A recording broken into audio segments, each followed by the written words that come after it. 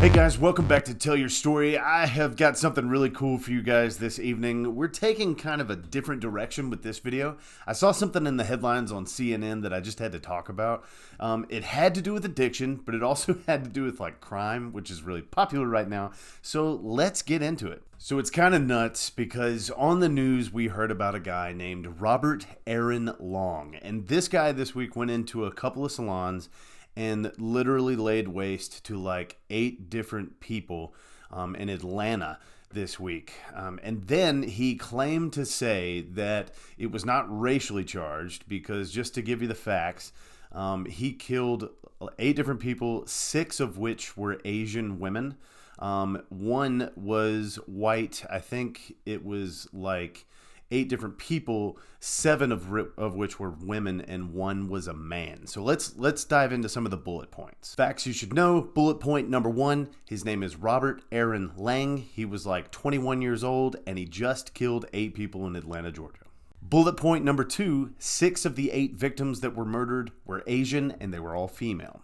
Bullet point number 3, the suspect denied any racial animus and told police that it was his sexual addiction that led to these murders. In bullet point number 4, he stated that he carried out these murders to eliminate his temptations.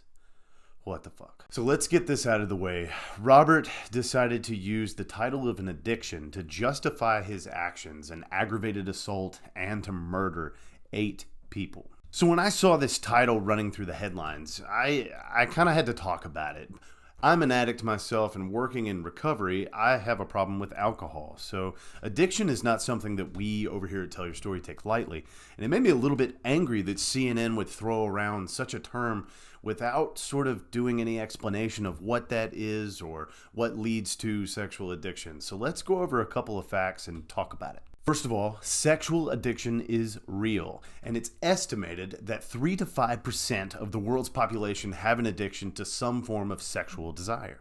It's also a known fact that sexual addiction usually has a strong correlation with childhood trauma. Wikipedia defines sexual addiction as the compulsory engagement of sexual activities regardless of the consequences. We already know that Robert was a pretty messed up guy. We know that he's troubled. We know that he might have had a problem with sexual addiction, but we cannot justify his actions just based on a title like sexual addiction.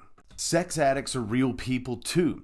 And before you go judging or blaming something on someone because of an addiction or a problem, make sure you have all the facts. We just don't have all the facts right now with everything going on. And we want to stay up to date on this because mentioning addiction with something that's so violent, we need to know the full story before we can place any judgment or any responsibility to some form of addiction or medical problem. So we're going to keep up to this, and I want to keep you guys in the loop about what we find out with Robert and where this moves forward. It's good for research, and it's interesting. My prayers go out to all of those people. Oh my gosh, what a terrible event. And hopefully we can learn more about this and help people in the future that might have this problem. Anyway, that's all I've got for today. I'll see you guys in the next one. Peace.